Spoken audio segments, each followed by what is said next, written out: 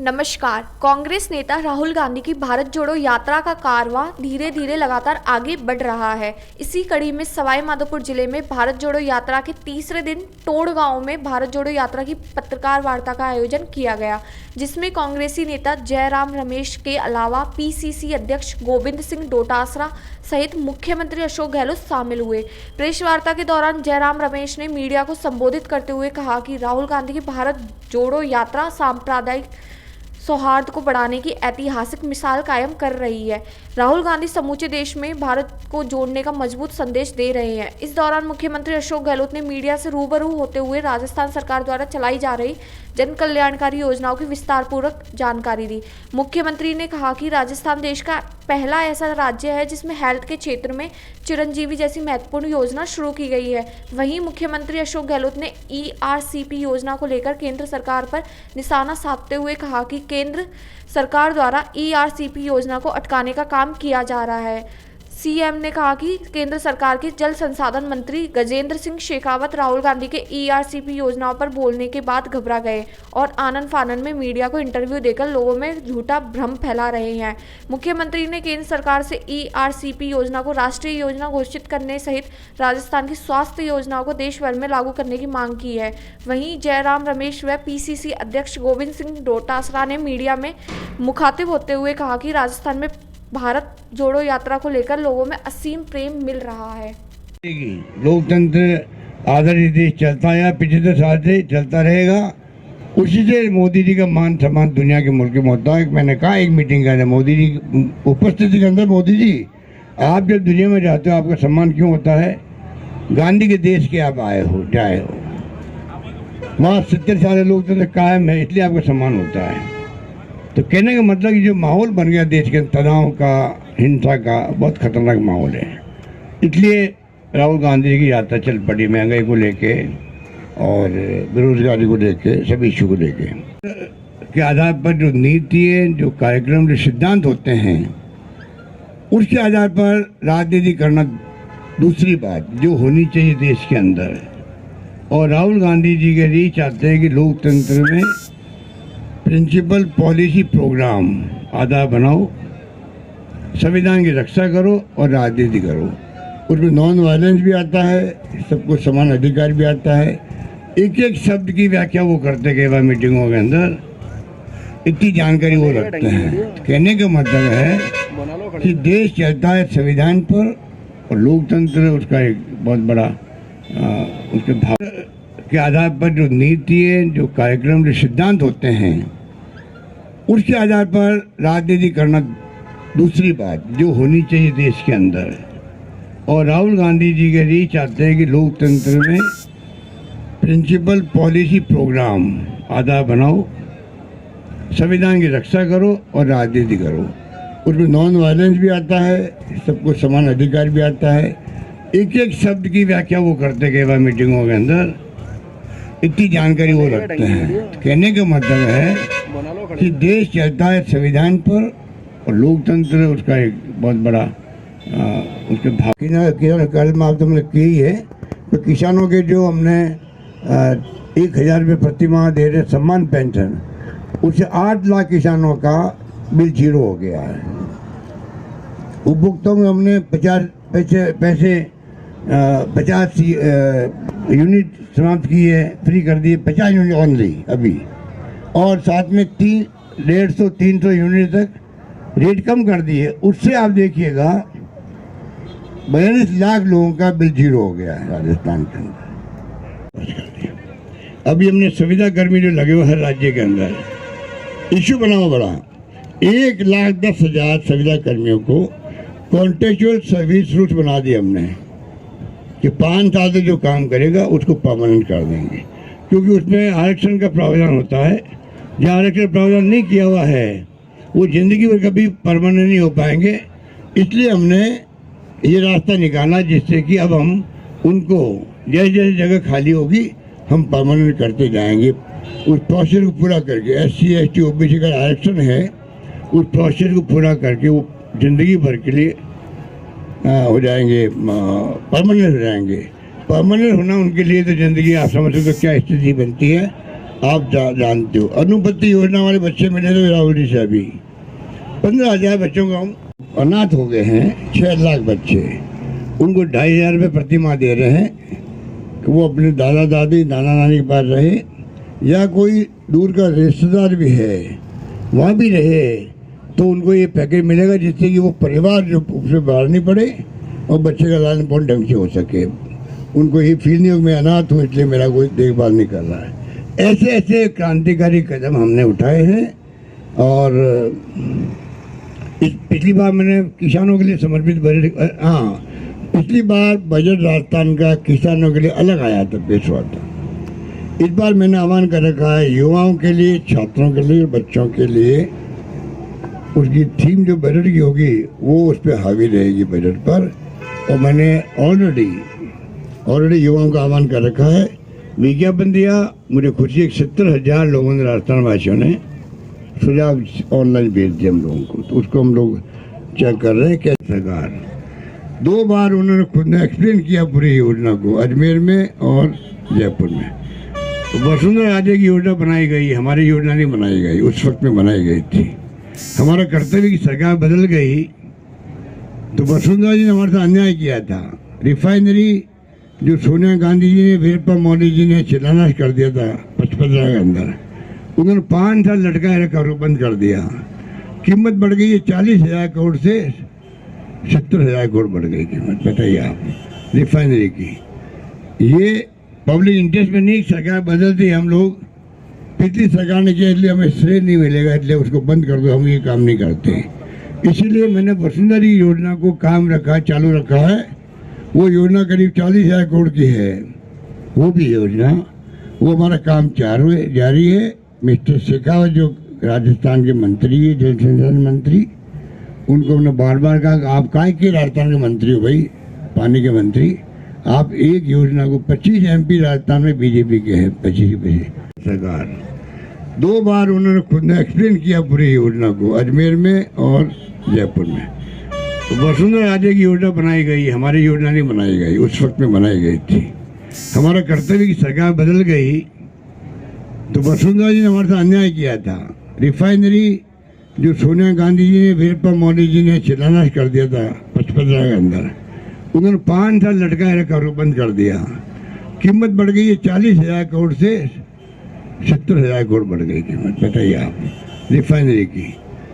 ये public interest में नहीं, सरकार बदलती हम लोग, पिछली सरकार ने किया इसलिए हमें श्रेय नहीं मिलेगा, इसलिए उसको बंद कर दो, हम ये काम नहीं करते। इसीलिए मैंने वसुंधरा योजना को काम रखा, चालू रखा है। वो योजना करीब 40,000 करोड़ की है, वो भी योजना, वो हमारा काम जारी है। मिस्टर शेखावत जो राजस्थान के मंत्री है, जल संसाधन मंत्री, उनको हमने बार बार कहा आप काहे के राजस्थान के मंत्री हो भाई, पानी के मंत्री, आप एक योजना को 25 MP राजस्थान में बीजेपी के हैं, 25 योजना परियोजना देश के अंदर राष्ट्रीय परियोजना है। एक परियोजना राजस्थान की जो है 13 जिले के पीने के पानी का संकट है, सिंचाई 2 लाख हेक्टेयर होगी। ये काम ऐसे होते हैं जो उनका योजना है, मैं आगे बढ़ाना चाहता हूँ और मैं इंतजार नहीं करता हूँ, क्योंकि कई बार टाइम लगता है सरकार के अंदर। तो मैंने 9,500 करोड़ रुपये प्रोविजन कर दिया योजना के लिए। तुम्हारे लेटर आता है बंद कर दीजिए। मैंने कहा आप होते को ना कहने वाले बंद करने की बात, राज्य का विषय है पानी का, आप कैसे मना कर सकते हो? आप पैसा नहीं दोगे तो हम पूरी करेंगे, इसको टाइम ज़्यादा लगेगा इसका, और इसका कीमत बढ़ जाएगी, रिफाइनरी बढ़ी, पर पानी तो मिले लोगों को कम से कम। जयपुर भी उसमें आता है, अजमेर भी आता है, अलवर भी आता है, दौसा भी आता है, सवाई माधोपुर भी आता है, जहाँ हम बैठे हुए हैं, पूरा आपका क्षेत्र आता है, और आप उसको टोंक भी आता है। आप बताइए मुझे, ये जो भारत सरकार की अप्रोच है, कल मंत्री जी ने कोई प्रेस वालों से बातचीत करी है, जैसे राहुल गांधी बोले यहाँ पर, वो घबरा गए कि जो जिले यात्रा में हैं वो सब जिले वही हैं जो परियोजना वाले ERC पे जिले हैं। घबरा गए, कल फिर कन्फ्यूजन पैदा किया है। हम तैयार हैं 90% देने के लिए राष्ट्रीय परियोजना। इसको आपको 75% का फॉर्मूला जो पहले से बोलते आ रहे हैं वो 1 साल से, उनको वहाँ पर रिपीट किया। इसका मतलब है कि वो फिर जनता को गुमराह कर रहे हैं, वो योजना लागू नहीं करेंगी। खाली वो, क्योंकि 13 जिलों में यात्रा चल रही है, उसके इफेक्ट को कम करने के लिए एक इशू नहीं बने हमारे खिलाफ में मंत्री ने और एक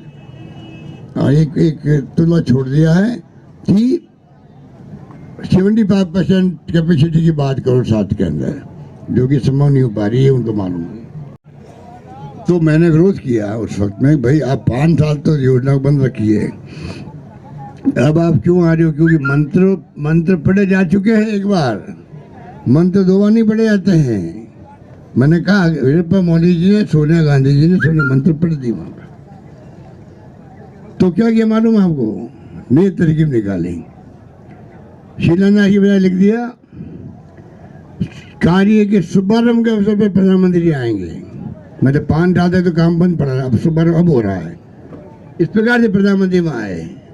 तो ये नौबत फिर कहीं आएगी, मैं उनका आग्रह करूंगा, ये हमारा कोई ये सवाल तो पब्लिक इंटरेस्ट का है, इसको कृपा करके ARCP को राष्ट्रीय परियोजना घोषित करो और 90-10 का फॉर्मूला लागू करो।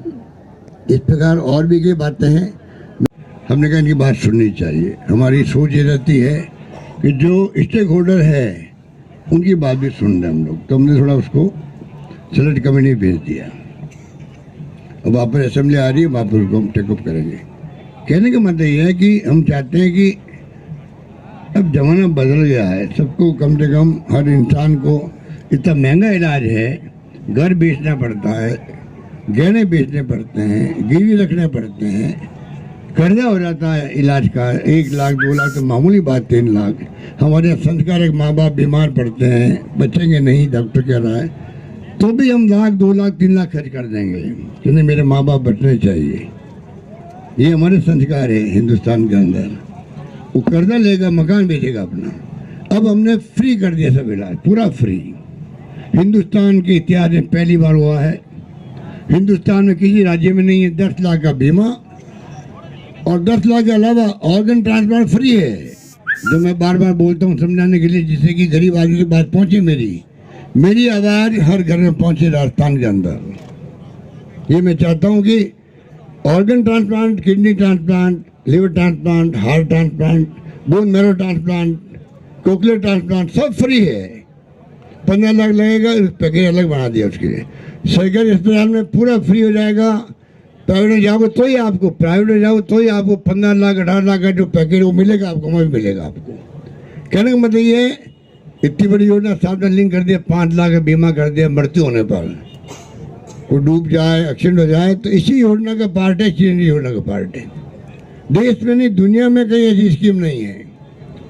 हमें गर्व होना चाहिए राजस्थान वासियों को, मीडिया को गर्व होना चाहिए, इतनी शानदार योजना की शुरुआत राजस्थान से हो रही है। अब हम प्रधानमंत्री से मांग करते हैं, कोई रीजनल पार्टी की सरकार अच्छे प्रस्ताव भेजते हैं केंद्र सरकार को, उस पर हम गंभीर विचार करते हैं और उसको स्वीकृति देते हैं। ये बार बार प्रधानमंत्री ने यह दावा किया है, पर मैं समझता हूँ पूर्वी राजस्थान कैनाल प्रोजेक्ट एक मिसाल है जहां जानबूझकर भेदभाव किया जा रहा है राजस्थान के खिलाफ। मैं खुद गवाह हूं, पार्लियामेंट में 2-3 बार हमारे राज्यसभा में राजस्थान के सांसद नीरज डांगी जी ने इसको उठाया है। जल शक्ति मंत्री जो राजस्थान से हैं वो इस पर चुप रहे हैं, उन्होंने कुछ कहा भी नहीं। पर ये बात जो अभी मुख्यमंत्री ने कही कि 13 जिलों के लिए जो ये फायदेमंद होगा, और जिसके बारे में प्रधानमंत्री ने खुद जयपुर और अजमेर में वादा किया था कि इसको हम इस परियोजना को आगे ले चलेंगे और केंद्र सरकार को इसको राष्ट्रीय प्रोजेक्ट का दर्जा दिया जाएगा, जिसका माने ये होता है कि 90% खर्चा केंद्र सरकार की जिम्मेदारी बनती है। वो 4 साल से लंबित है और एक ना एक कारण के वजह से केंद्र सरकार ने इसको अनुमति नहीं दी है, राष्ट्रीय दर्जा नहीं दिया है। तो ये एक मिसाल है कि जो प्रधानमंत्री बोलते हैं वो कभी सच नहीं होता। जो दावा करते हैं कि नॉन बीजेपी सरकारों के खिलाफ, ये बिल्कुल गलत प्रचार करते हैं। दूसरी बात, कोई रीजनल पार्टी की सरकार अच्छे प्रस्ताव भेजते हैं केंद्र सरकार को, उस पर हम गंभीर विचार करते हैं और उसको स्वीकृति देते हैं। ये बार बार प्रधानमंत्री ने यह दावा किया है, पर मैं समझता हूँ पूर्वी राजस्थान कैनाल प्रोजेक्ट एक मिसाल है जहां जानबूझकर भेदभाव किया जा रहा है राजस्थान के खिलाफ। मैं खुद गवाह हूँ। पार्लियामेंट में 2-3 बार हमारे राज्यसभा में राजस्थान के सांसद नीरज डांगी जी ने इसको उठाया है। जल शक्ति मंत्री जो राजस्थान से हैं वो इस पर चुप रहे हैं, उन्होंने कुछ कहा भी नहीं। पर ये बात जो अभी मुख्यमंत्री ने कही कि 13 जिलों के लिए जो ये फायदेमंद होगा और जिसके बारे में प्रधानमंत्री ने खुद जयपुर और अजमेर में वादा किया था कि इसको हम इस परियोजना को आगे ले चलेंगे और केंद्र सरकार को इसको राष्ट्रीय प्रोजेक्ट का दर्जा दिया जाएगा, जिसका माने ये होता है कि 90% खर्चा केंद्र सरकार की जिम्मेदारी बनती है। वो 4 साल से लंबित है और एक ना एक कारण के वजह से केंद्र सरकार ने इसको अनुमति नहीं दी है, राष्ट्रीय दर्जा नहीं दिया है। तो ये एक मिसाल है कि जो प्रधानमंत्री बोलते हैं वो कभी सच नहीं होता। जो दावा करते हैं कि नॉन बीजेपी सरकारों के खिलाफ, ये बिल्कुल गलत प्रचार करते हैं। दूसरी बात कि जहां 70 साल में 450 पद थर्ड लैंग्वेज के कक्षा 6 से 8 में होते थे, उनको पिछले बजट में मुख्यमंत्री जी ने 1000 करने का वादा किया था।